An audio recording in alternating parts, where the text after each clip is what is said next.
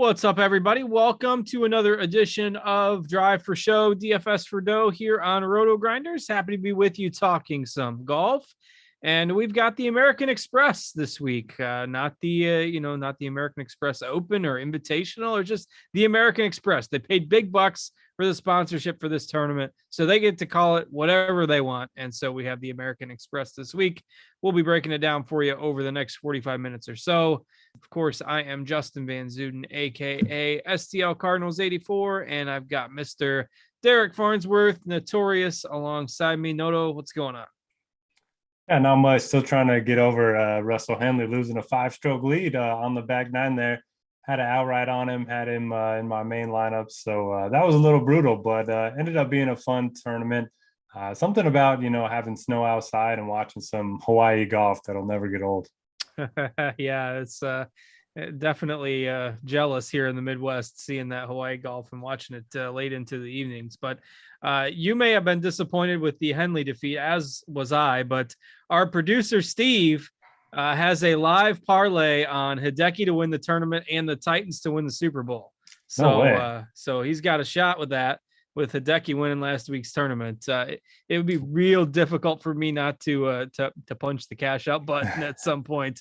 But I don't have diamond hands when it comes to the those long shot parlays. But I need a backstory. Is this a pre-tournament bet, and what went into this? I don't know, but it's a good play. He got Matsuyama to win the tournament. So we'll have to have Steve fill us in on the details. But I feel like he said he bet it after the first round. And anyway, still, that's awesome. Yeah, with Matsuyama coming back on Sunday. And I mean, it's not like Henley choked, but he just didn't make any birdies down the stretch. And Matsuyama took advantage. And then, of course, hit just a ridiculous shot on the playoff hole. So kudos to Hideki and Henley for a good battle there, and was basically a two-man race for most of Sunday. Anything else that stood out to you last week, good or bad, as far as performances? I know we had some popular players miss the cut. Sung J M pretty much didn't do anything, couldn't get any putts to fall on Thursday. But what else stood out to you last week? Yeah, I mean, just the Henley thing. I mean, he played the 18th hole 5 times and had 4 pars. For whatever reason, he just couldn't get that draw working on the 18th, and you needed that. He kept hitting into that bunker a little bit through the fairway and had to lay up, and you kind of get the feeling there at the end that he needed to birdie and win in regulation, or else he was just going to lose. He had lost. So wait a minute. He parred it for. Did he birdie it at all? Because he bogeyed it on the playoff hole. He eagled. Okay, so yeah, so 3 pars, okay, 3 pars and a bogey, and an eagle. He eagled it one day. So no birdies though in 5. I was gonna say, I thought when you said he parred it 4 times, I was thinking, 4 pars and a bogey on a. Yeah, I turned it off after he airmailed the green. He finished out and made it 6. Somebody was saying he tried to bank shot it in there off of Hideki's ball. So who knows? Try hitting it off the flag and in next time. Yeah, I mean, at that point he had nothing to lose, I guess. Hideki had stuffed it to 2 feet, but. Yeah, I just kind of feel bad for him that he's one of those guys that got the new Tony Finau curse going, that just can't get over the hurdle with the Sunday finish. But I was all over the guys with the leaderboard, but I just did not have a good 6 of 6 lineup. In fact, I don't think I had any. I had a lot of 5 of 6s that were pretty good, but when that cut line moved by 1 stroke there right at the end on Friday, it knocked a good chunk of my player pool out of the mix. So sometimes that Friday sweat can be worse than the Sunday sweat if you're basically just getting eliminated at that point. So, and there wasn't a whole lot of chalk that was there at what it ended up getting to 5, I think. So my best lineup had Sabatini on it. He was 4 under. Nick Hardy I had in quite a few lineups. He was 4 under. So Grillo was 3 under. There was an answer fell apart at the end. So lots of guys that just didn't quite make the cut for me.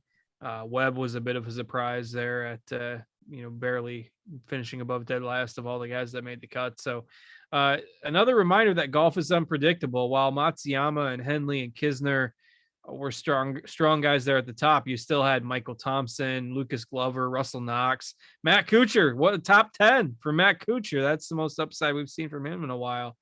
Adam Svensson up there too. So, golf is a fickle sport. It's part of why we like it so much. Anything else that you want to? I mean, man, I say it every time after these short tracks, but you just throw away the model when it comes to Kevin Kisner on the short par 70s. He plays like 6 events a year where he just dominates every single time. And I always say, oh, we can't play him with this price and ownership. And then every single time he ends up in the top 10. So I'm going to try to change that moving forward. And then did you see the whole Kevin Na debacle, getting into it with Grayson Murray? I did. I couldn't see all of it because I am blessed by being blocked by Grayson Murray on Twitter. The evil spirit that I am, I don't get blocked very often, but Grayson Murray is one that has. So, but I saw it all through the secondhand accounts and screenshots, and say Kevin Na got the better of that one. Yeah, he did. We need slow play to get addressed, especially on the putting green. But I don't think Grayson's our guy to fight that battle. So, it'll be interesting. I've heard some podcasts say we just need a shot clock on the greens, and if you don't get your putt off in time, you get a penalty or whatever. But I think that'd be pretty interesting. That'd be some theater. You need a clock for JB Holmes around the whole course. Hadn't had a good JB dig in a while, so we had to get that in there. Couple housekeeping things before we move on and start breaking down this week's tournament. If you're looking to chat with us, you can join the free Rotogrinders Discord, rotogrinders.com/Discord. You're free to get in. So as long as you're a Rotogrinders member, you don't have to be a premium subscriber.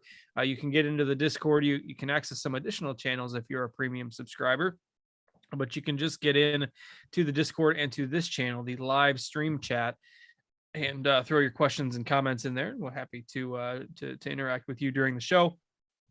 And if you are interested, you can sign up for Rotogrinders Premium, get access to a lot more Discord channels, a lot more live shows, content with NBA going strong, NFL in the playoffs, with golf starting back up. Never a bad time to sign up. And if you want to do that now, you can get $10 off your first month of Rotogrinders Premium by following the link that our producer Steve will throw in that live stream chat on Discord to get your $10 off. So, and New Yorkers, welcome to sports betting. Golf's a great sport to bet. On our Rotogrinders homepage, you can find plenty of links to get yourself rolling with sports betting in New York. And BetMGM is officially live now, so that gives you 5 sports books to utilize already if you are located in New York. All right, let's go ahead and start digging into the analysis here. And again, we've got the American Express this week. This is a Pro-Am tournament that has generally utilized 3 courses, and then the cut does not come until after the 3rd round. Last year, they only utilized 2 courses, and they scrapped the Pro-Am format due to COVID. So a little bit of a grain of salt with last year's numbers because there were only 2 courses in the mix. They maybe used some harder pins without the amateurs there.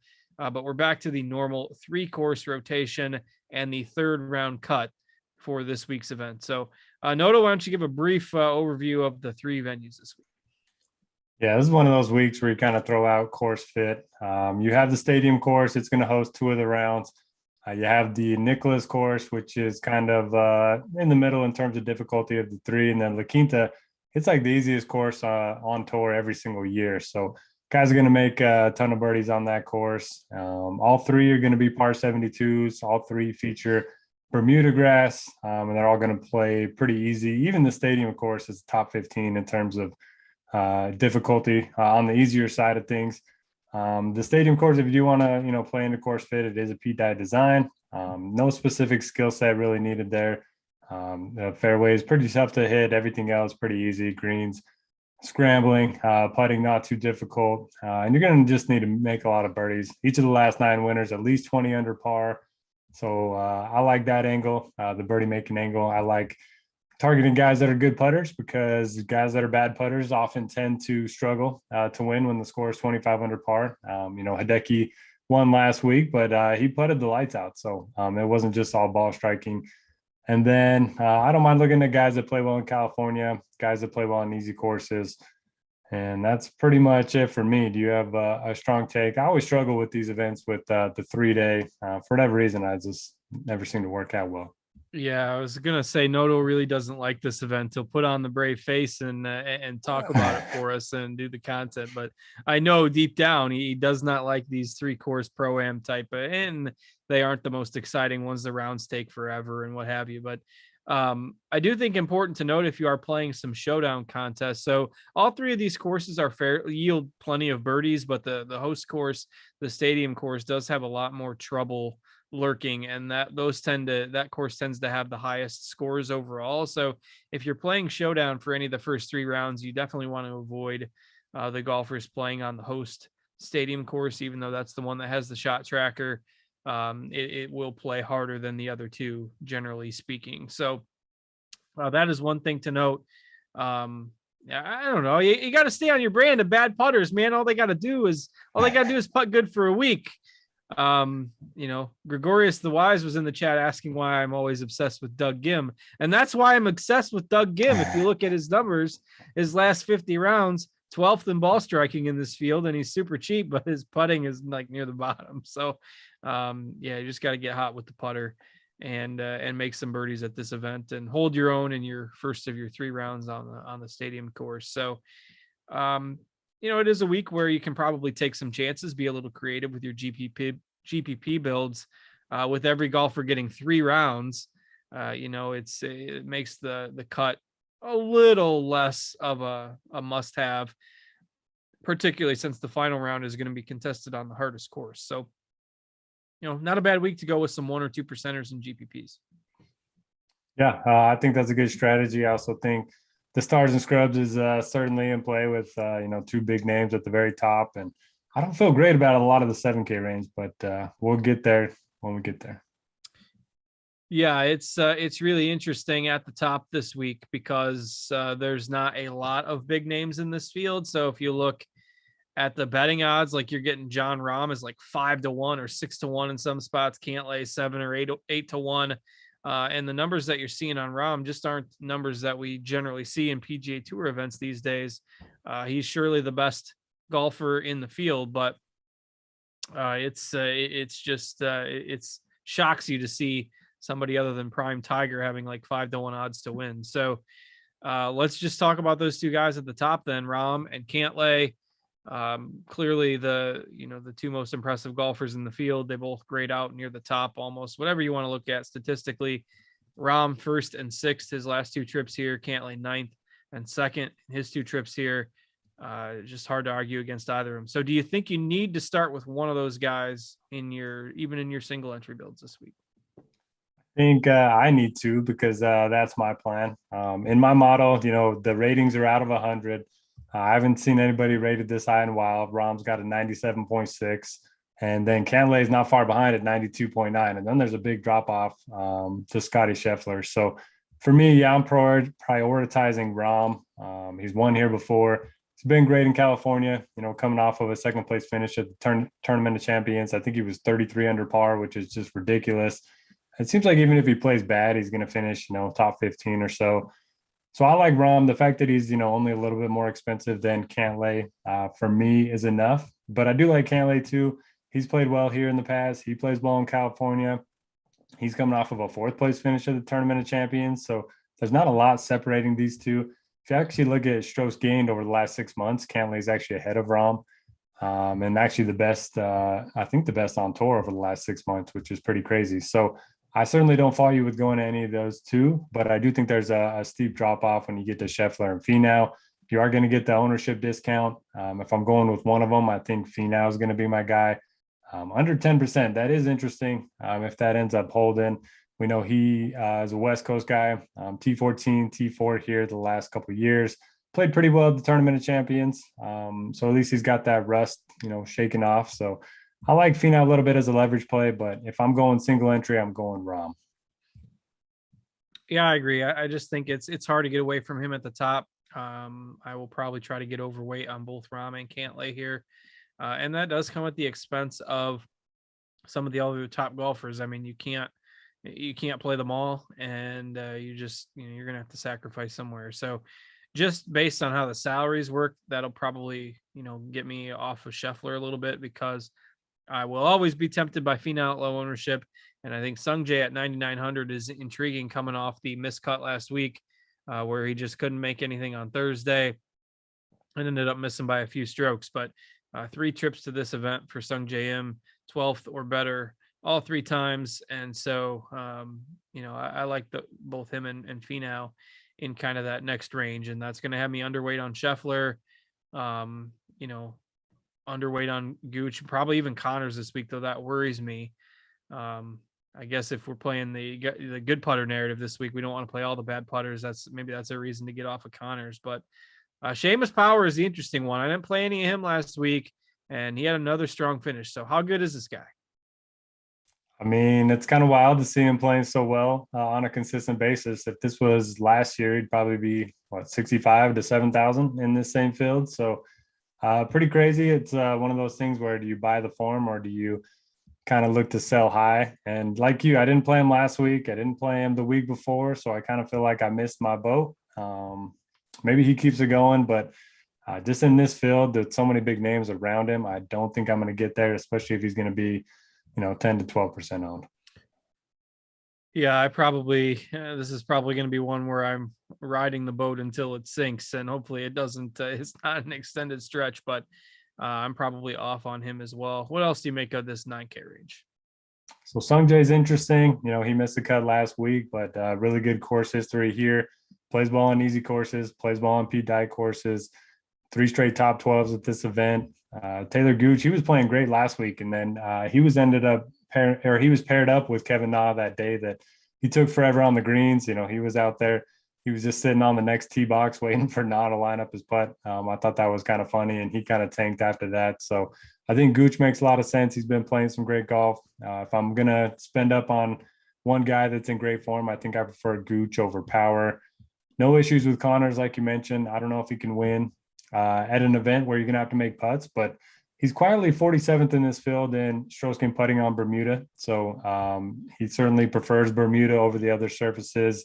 I think Wolf is certainly interesting. I like him as an outright bet and like a large MME bet more than single entry, but he's really found something recently. 4 straight top 17s. Everything that you see on social media is about how good, he's hitting the ball, and he's just one of those guys. When he gets it rolling, he can, make 6 or 7 birdies in a row. He was a guy that he went through a really, really rough stretch. Now I can't remember if something came out, that he was dealing with depression or anxiety or something, or am I making that up? No, yeah, he took some time off, just for mental health. I can't remember what it exactly was, but yeah, but he was going through a really rough stretch, and he took that time off, and now I think he made every cut during the fall swing, and he's real streaky. Like you say, I think he's probably better as an outright bet. He always makes me nervous in DFS, but these are the types of events where he tends to play well too. Yep, I think he's a good showdown play too. If you see him get off to a good start, you can probably expect him to keep it going. Just he's one of those type of golfers.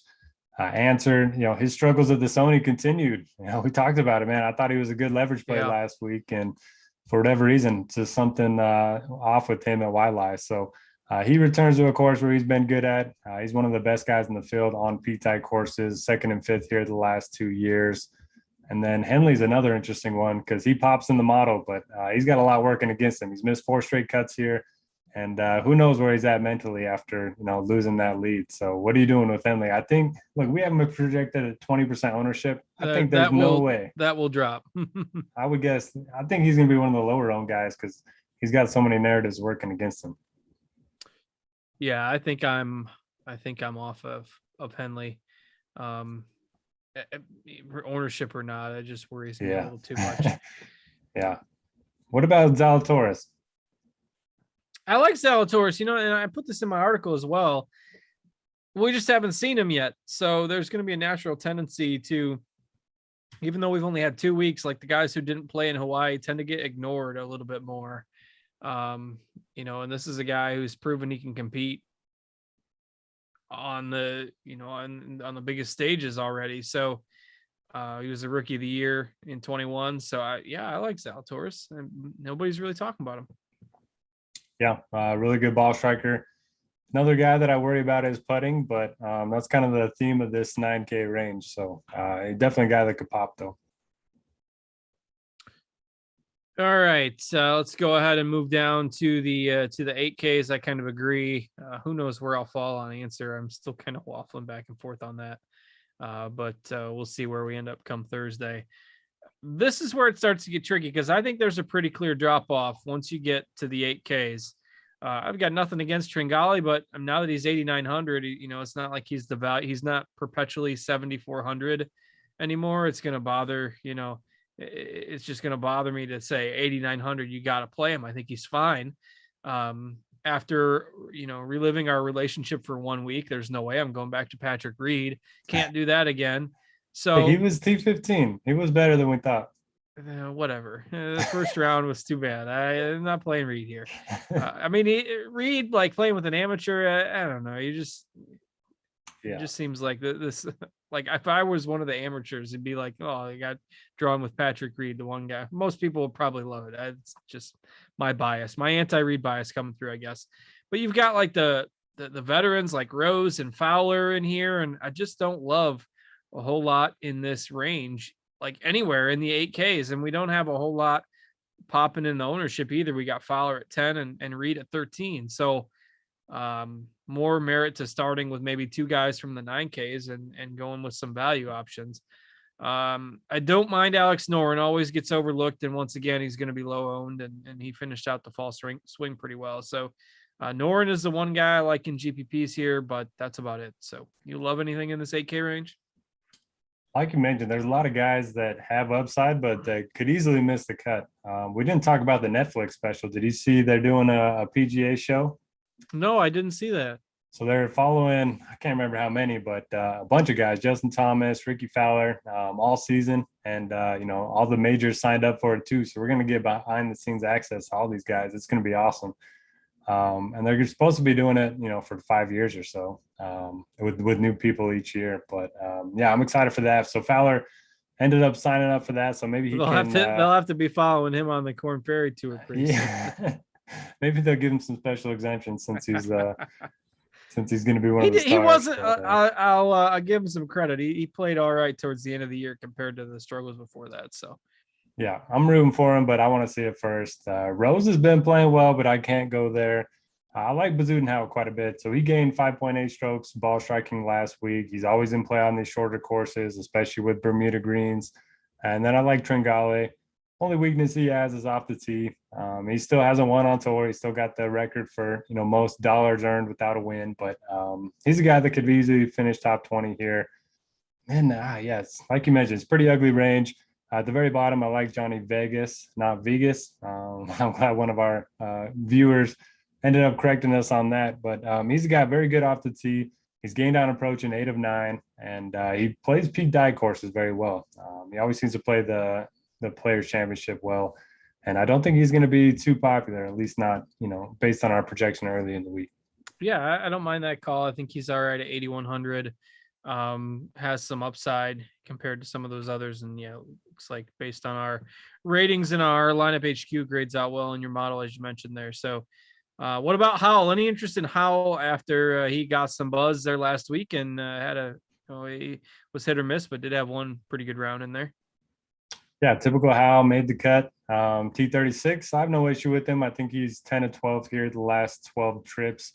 And for him, it's just been the irons. I looked it up. He's gaining a lot of strokes off the tee, around the green, and on the green. So if he has a good week with the irons, I definitely think he could play well. So no issue with him. All right, let's go ahead and move down into the top end of the 7Ks, and I don't mind targeting a few players in here because I don't think they're that much worse than the $8,000 plus golfers. So Adam Hadwin is trending towards being the chalk this week. He is 6 for 6 here with some high finishes, and he also put aside a pretty rough season and played fairly well in the fall. So anytime you get that combination of course history and the improving form, you're going to get some ownership there. And given that the 8K range is so bad, I will probably eat some chalk with Hadwin, even though that doesn't feel great at 7,900. So I tagged him up this week. It's been a long time since I've gone back to Hadwin. So are you going back with your boy Brian Harmon? So Harmon, man, made the cut last week, but the ball striking numbers, they are so bad. He's lost off the tee and on approach, not like one or the other. Both lost off the tee and on approach in 7 of his last 8. And it's not like a little bit. It's really bad. He's losing, 2 or 3 strokes on each. He's just running real hot with the putter the times he makes the cut. So until that changes, I'm going to be off of Harmon. I agree with you on Hadwin, man. I had him pegged as a guy that I was going to write up as a conviction play this week. But ownership, man, he's not flying under the radar at all. But he's one of those golfers who plays the same course as well each and every year. He's got 3 top 3s here, I think 4 top 6s. So I'm with you there. I don't mind Russell Knox, but it looks like he's going to be pretty popular too. Played well last week, ended up finishing T7, 404 here the last 4 years. Are you going to go to Knox? He used to be a guy you would bring up every week. I know, but now if I'm playing Hadwin, like I feel like a fish if I'm playing Hadwin and Knox in here. I get that. But I mean, the courses are a good fit. Like these courses, while they're par 72s, like none of them are 7,200 yards. So even though they're par 72s, you don't need distance. And you look at the last 4 years here, Knox has gained over 20 strokes on the field, 16th, 37th, 18th, 29th. And what did he finish last week? T7. So, I mean, he'll probably end up in my player pool, but I wasn't tagging both, so I tagged Hadwin. I like Hadwin a little better, but I'll probably play some of both. Yeah, I like them both. The model likes Harold Varner. I'm not sure what to do with that. He's got pretty bad course history. He played well during the fall, and then he had his baby, and I think he missed the cut in his last start before, taking a couple months off. So if he's going to be low owned, I don't mind it. I can't go back to Grillo. Played him last week. He missed the cut by 1 or 2 yet again. And he had like a couple double bogeys, I think. I don't know. It was not a fun sweat. I like Lonto Griffin. I think he's interesting. Guy that's really good Bermuda putter, and then you just never know with his ball striking, but he can get pretty hot. So if he's going to be low owned, I don't mind him. Is Gary Woodland ever going to be good again? Feels like he's like the less the poor man's version of Ricky Fowler. Like he's just lost it. I mean, he's good. Like every 8 weeks, he'll pop up for a top 10. That's not what I want, though. Because I'll miss on most of those weeks. I'm a fan, but he's been so bad, and I haven't like stuck to it. I haven't played him a lot. Is your little guy like ask him if he likes Gary Woodland this week? Little Noto, do you like Gary Woodland this week? We'll get his take when Noto's able to come back.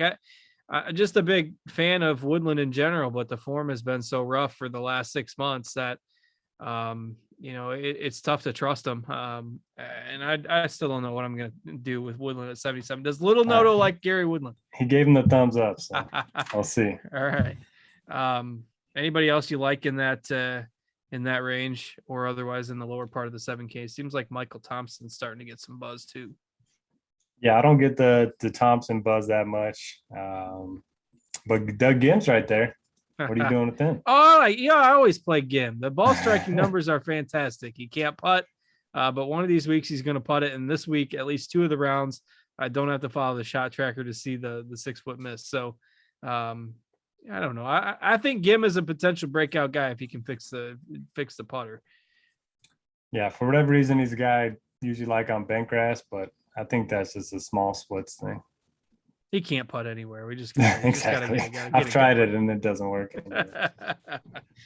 He's also an Illinois guy, so that's not why I'm partial to him. A lot of times you see the weeks where he just throws darts, and there's some theoretical upside, especially when you start to look at the bottom end of this field. It's pretty ugly. So yeah, I'll definitely be playing some Gim this week. Should we move it along? Yeah, and you got any takes on the lower part of the 7K range? I tagged Taylor Moore too, thinking he might not get a bunch of steam, but he's somewhat chalky too. So McCarthy was a chalk play last week, who looked like he was going to have a brutal miscut, and then he played really well on Friday. Streelman in there at pretty low ownership, Kazire at pretty low ownership. So you got a favorite out of that group of lower 7K plays? And I was so excited. I told everyone to play Brendan Todd over Danny McCarthy last week, and it was looking so good after day one. Both finished T48, so that didn't do anybody any good. But the guys I like in this range, the model likes Streelman, just a long-term bet there. He's a good ball striker. He's not a terrible putter, not a good putter by any means, but makes a lot of cuts. So if you want safety, I don't mind going that route. I like Taylor Moore quite a bit. Hayden Buckley as well. T12 last week. Brendan still was kind of the chalk that busted last week. His irons have been really bad, but he's very good in California. We got to go back to our guy, Alex Smalley. We play him every week. And then at the bottom, I like Adam Svensson, a guy that was really talented in college, played well when he first came on tour, and then kind of lost his way, had to fight his way back on the Korn Ferry Tour. Coming off of a T7 last week, and he's played here before. So a lot of the Korn Ferry Tour guys, they're making their debuts at this event, but he was T18 here in 2019. But it does look like he's going to be popular too. So it kind of seems like all the guys in the 7K range that I like are getting some steam. Yeah, it's the field is pretty sharp, so it's hard to.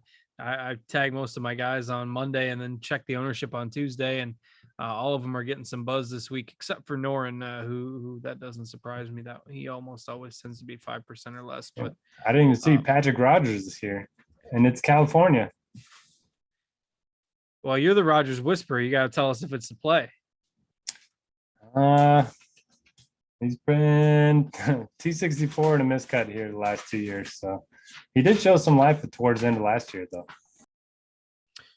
Yeah, he did. And, Rogers is a guy that's often hit or miss. So, he's got some potential. I don't mind him in GPPs. He might find his way into my player pool if you're building like 50, 60, 70 lineups. But 3 entry max or something like that, he probably doesn't make the cut this week.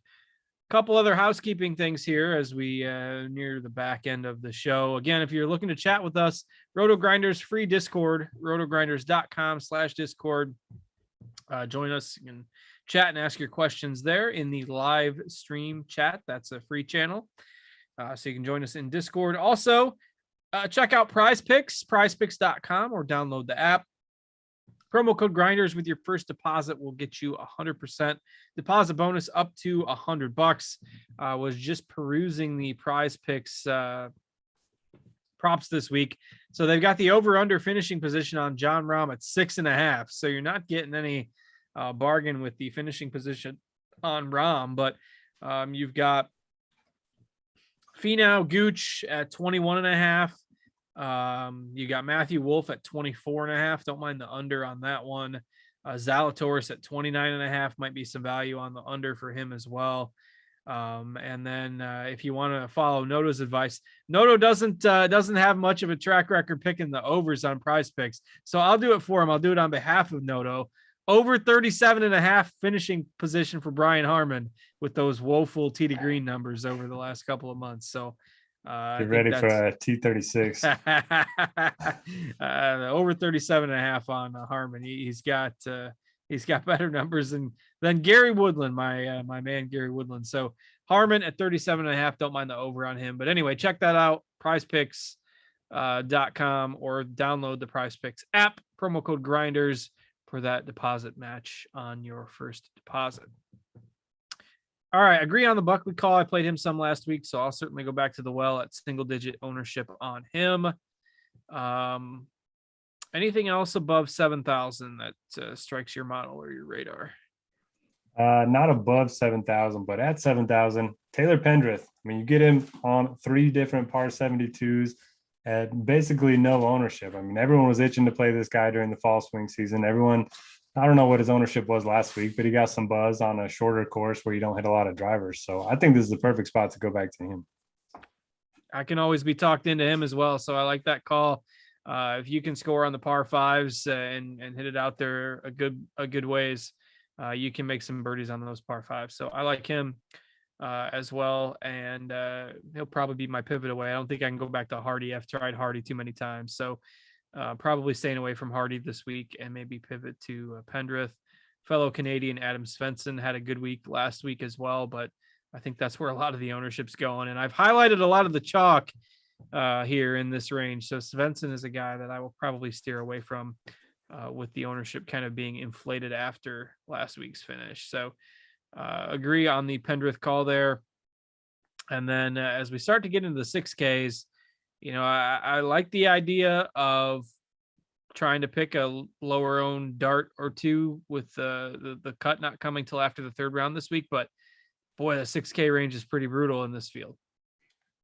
It's pretty brutal. The model likes James Hahn, which is kind of crazy. I wasn't expecting that, but a guy that's made 6 or 7 cuts here, played a couple top 25s during the swing season. So I'll have some shares of him. Chad Ramey, another Corn Ferry Tour guy that, played great last year. And so missed a couple cuts in a row, but don't mind going back to him, especially at these birdie fests. These are the type of events where I really like targeting the Corn Ferry Tour graduates. It's weird seeing Francesco Molinari in this field. He was T8 here last year. No idea where his game's at, but a guy that typically does play well in California. After that reminds me, what about a $7,300 Jason Day? Or have you finally have you overcome the day the desire to play him? Once, I can't remember what the quote was, but he said something like, I'm just happy that I can walk 18 holes. And that's my main goal right now. That kind of just threw me for a loop. So I think I'll wait for some life. Yeah, that's I'm not on him either. I know given the name value in this field that he will appear discounted, but yeah, I can't do that. Anyway, back to Molinari. Yeah, I mean, I don't have he's like a 5% MME guy, but yeah, I don't know. Apparently he played a round with Patrick Cantlay at Riviera a couple weeks ago. One of my friends texted me that and said he played well. So maybe that's the inside info you need this week. One guy I don't mind taking some chances on is Davis Riley, 65, 66, 69, 67 last week. Ended up 13 under, 4 pretty consistent rounds, and finished tied for 20th. And his driving accuracy, 79%, 86%, 86% in 3 of the 4 rounds, and hit 80% of greens. So this is a guy that's got some talent that very hit or miss so far in his career, but I think a solid all-around performance last week and a 20th place finish might be a nice springboard for Davis Riley. So another name that maybe you've heard tossed around the DFS Twitter at times at 6,800 this week. In a weaker field at the bottom end, I don't mind getting a little exposure to Davis Riley because I don't like a whole lot of other names down here. Who was the name you mentioned with the model? Was it Han or Huh? Yeah, Han. I don't even. Although I did see Sobel tagged up John Huh, so maybe playing both. Okay, yes, that's why I got them backwards for a second. So John Huh at 7,100 and Han, who Noto likes at 6,600. Yeah, they both have a tag. It threw me for a second. I don't think they've both been tagged in the same week, probably maybe ever. pair them up with Cantlay and Rahm to build the superstars and scrubs. The superstars and scrubs build. Another thing that you can consider with some GPP builds this week is to stack guys that are starting on the same course in the same lineup build. The stadium, the host course is a little more open. So, and sometimes depending on the wind, La Quinta can play a little easier or harder depending on the weather conditions. And they're not expecting bad weather by any means or extremely heavy winds, but if one day happens to be harder than the others, maybe one of the courses plays significantly differently. So you can stack up guys that are starting on the same course and just correlate it in your lineups in case that happens. So just another thought for your GPP builds. Anything else on your radar this week before we call it a show here? Yeah, I'm digging and I'm not finding anything. The There's not a 6Ks lot are down pretty there. bad. Yeah. Yeah, it's definitely a week where maybe you can take a couple of lower owned guys in that, say, 7,200, 7K range and still play a few golfers at the top. But digging too deep into the 6Ks, and it's basically just hoping that with the wonky pro-am format, that random guys pop. And that does happen at times in these types of events. So, you'll see somebody like a Sam Ryder coming out of nowhere. Like last week it was Hao Tong Lee. Hao Tong Lee was going to be one of the kind of up and coming stars, and he had like his last 15 worldwide starts were 12 missed cuts or something like that. And he was in the mix after Saturday, faded a bit on Sunday, went from 3rd to 12th, but nice to see him back in contention. And it's part of what makes golf great, that in GPPs you can dig to some of these 1 or 2% owned names. But Riley, Scotty G. Scotty G. I think he made the cut last week too, didn't he? Missed He it did right not. on He the missed it on number. the number. Disappointing for our boy Scott Kacheski. He'll give it another whirl here this week. Let's see. With that, I don't see any additional questions in the chat, and we'll probably go ahead and get out of here then. So for Noto and our producer Steve holding that Matsuyama ticket, hoping for the Titans to win the Super Bowl, I'm Justin. Thanks as always for watching, and we'll be back next week. Let's see what's on the schedule. I usually have this pulled up. Once we get into the thick of things, we can roll through the upcoming schedules. We've got the Farmers Insurance Open next week. We'll get away from the Pro-Am, still utilize 2 courses to get everybody through the cut, through the course in the limited daylight hours here in the winter months. So they'll still use 2 courses at Torrey Pines, but not the 3 that we see here this week, before we get to the Pebble Beach Pro-Am, and then at one of everybody's favorite events, the Waste Management Phoenix Open. They're the second week of February. So for Noto and Steve, thanks for watching, everybody. I'm Justin. Have a great week. Good luck in all your golf contests, and we'll catch you back here next week. Same time, same place. Take care, everybody.